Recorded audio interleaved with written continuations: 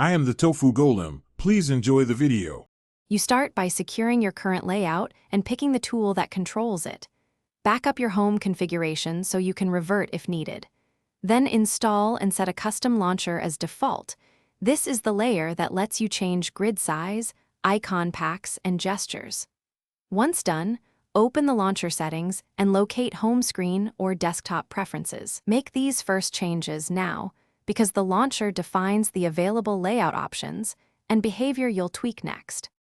Now you modify the actual layout, grid density, widget placement, and icon style. You change the grid to increase or reduce app density. Smaller cells fit more icons but reduce tap accuracy. Next, add and resize widgets, drag edges, then fine-tune padding so nothing overlaps. Also apply an icon pack and adjust label visibility or font size for clarity.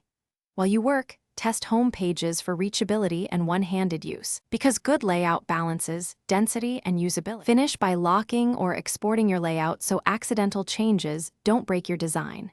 You should test gestures, folders, app shortcuts, and notification badges to confirm everything behaves as expected.